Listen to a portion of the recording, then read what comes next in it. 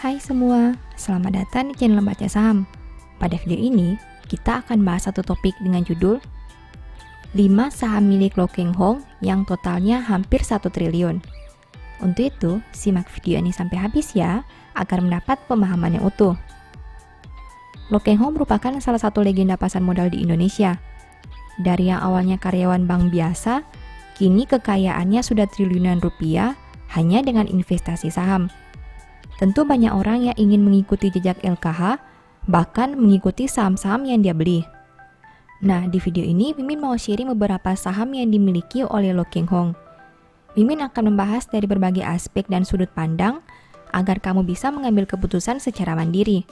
Tujuannya agar kamu bisa melihat apakah masih ada saham yang punya prospek cerah untuk dibeli. Tapi seperti biasa, semua saham yang disebutkan bukan rekomendasi dan hanya bersifat edukasi. Kamu bisa saja rugi jika beli saham ini. Ingat, kamu tidak harus selalu ikut beli saham yang dibeli oleh orang lain. Miliki keyakinan dan analisa sendiri sebelum membeli saham. Sekarang langsung saja kita bahas. 5 saham yang akan dibedah pada video ini adalah BMTR, GJTL, Cevin, PTRO, dan PNLF. Sekarang mari kita bahas lebih lanjut. Pertama, tahun listing. Dari 5 saham yang dimiliki Lo Keng Hong, saham PNLF menjadi saham tertua yang listing di bursa. Meski begitu, 5 saham ini punya satu kesamaan, yaitu semuanya berusia di atas 25 tahun. Nah, dari data ini, apakah Lo Keng Hong sering mempertimbangkan usia perusahaan di bursa? Ataukah data ini hanya sebuah kebetulan? Kedua, jumlah saham yang dimiliki. Apabila melihat jumlah lembar saham yang dimiliki, kamu akan temukan informasi bahwa Lo Keng Hong punya lembar saham yang paling banyak di saham BMTR. Sebaliknya, jumlah lembar terkecilnya ada di PTRO dengan jumlah 151 juta lembar.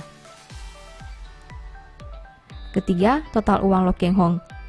Tentu saja apabila hanya melihat jumlah lembar saham, kita tidak akan menemukan informasi yang akurat. Untuk itu, kamu perlu mengkalikan jumlah lembar dengan harga sahamnya. Di sini kita bisa melihat bahwa dana LKH yang terbesar ada di saham PTRO, yaitu 348 miliar. Sedangkan di saham Cevin, LKH punya aset terendah dengan nominal 50 miliar. Nah, kamu bisa lihat kan, meski lembar saham di PTRO paling kecil, tapi secara total aset, uang LKH yang paling besar berada di saham ini.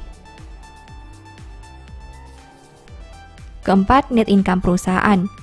Dari 5 saham yang dimiliki LKH, PNLF punya net income terbesar yaitu 1.330 miliar. Sedangkan GJTL mencatat laba terendah dengan angka 19 miliar. Dari data ini kita bisa melihat bahwa LKH tetap mencari saham yang bisa menghasilkan laba dan bukan kerugian. Kelima, komposisi utang dan ekuitas. PNLF menjadi saham yang punya komposisi DER terendah, sedangkan GJTL punya DER yang paling tinggi. Di sini bisa kita lihat bahwa ada 2 saham yang punya DER di atas 100%. Artinya, mungkin saja LKH masih bisa mentoleransi apabila ada saham yang DER-nya di atas 100%. Meski begitu, semua saham yang dimiliki LKH DER-nya tidak ada yang mencapai 200%. Artinya, sekalipun Lo Keng Hong masih tertarik dengan saham yang mempunyai DER di atas 100%, tapi beliau juga punya batas maksimal DER untuk suatu perusahaan. Keenam, valuasi PER dan PBV. Valuasi PER dan PBV menjadi salah satu poin penting yang selalu difokuskan oleh Lo Keng Hong. Kita bisa lihat bahwa saham yang dia miliki punya valuasi PER dan PBV yang rendah. Mungkin ada pengecualian untuk GJTL di mana PER-nya mencapai 85 kali karena penurunan laba. Tapi selain dari hal itu, bisa disimpulkan bahwa Lo Keng Hong sangat fokus dengan valuasi PER dan PBV suatu perusahaan. Bahkan untuk PBV, kita bisa lihat bahwa ada 4 saham yang punya PBV yang hanya 0,2 sampai 0,3 kali saja. Ketujuh, dividend yield. Lo Keng Hong mungkin bukan dividend hunter, di mana beliau hanya menganggap dividen perusahaan sebagai bonus. Hal ini terbukti dengan pembagian dividen 5 saham ini. Kita bisa melihat hanya PTRO dan GJTL yang membagi dividen, sedangkan 3 saham lainnya tidak. Meski begitu, dividen yang diterima LKH di PTRO cukup besar kan? Mengingat total aset terbesarnya ada di saham ini. Kedelapan, kinerja harga saham. Ini merupakan hal yang cukup mengejutkan. Dari 5 saham yang dimiliki LKH, hanya PTRO yang menghasilkan kenaikan selama 5 tahun terakhir. Sisanya, 4 saham yang lain semuanya masih mencatat kerugian mulai dari 3% hingga 71%. Ini menjadi bukti bahwa apabila ingin mengikuti jejak LKH, kamu harus punya kesabaran yang sangat banyak. Bayangkan saja, jika sudah hold saham selama 5 tahun dan masih rugi, apakah kamu sanggup? Demikian pembahasan beberapa saham milik LKH, dan selalu ingat bahwa saham yang disebutkan bukan rekomendasi dan kamu bisa saja rugi jika beli saham-saham ini. Disclaimer on, dan silakan analisa dulu sebelum membeli suatu saham.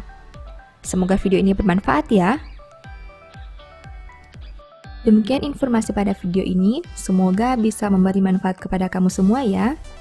Oh iya, saya mau menyampaikan bahwa sekarang Baca Saham punya 3 e-book tentang saham yang mungkin saja bisa berguna bagi kamu, yaitu Strategi Nabung Saham, Analysis Report, dan The Stock Market. Berikut perbedaan antara 3 e-book tersebut. E-book Strategi Nabung Saham berfokus pada pembahasan teknik, money management, dan semua hal yang berhubungan dengan nabung saham. Poin intinya bisa dilihat pada tampilan berikut ini. E-book Analysis Report berfokus pada hasil analisa fundamental 12 saham pilihan berdasarkan laporan keuangan terbaru. Poin intinya bisa dilihat pada tampilan berikut ini. E-book The Stock Market berfokus pada panduan bagaimana menganalisa fundamental suatu perusahaan dan money management yang baik. Poin intinya bisa dilihat pada tampilan berikut ini. Apabila kamu tertarik membeli salah satu dari 3 e-book tadi, silakan chat WA ke nomor yang tertera di layar ya. Ingat, hati-hati terhadap semua jenis penipuan yang mengatasnamakan Baca Saham. Baca Saham tidak pernah mengelola dana ataupun melakukan penjualan produk di luar Instagram, YouTube, dan Telegram resmi Baca Saham. Sebagai penutup, saya mau mengutip satu statement yang semoga bisa menjadi semangat bagi teman-teman. Harapan orang benar akan menjadi sukacita, tetapi harapan orang fasik menjadi sia-sia. Thank you.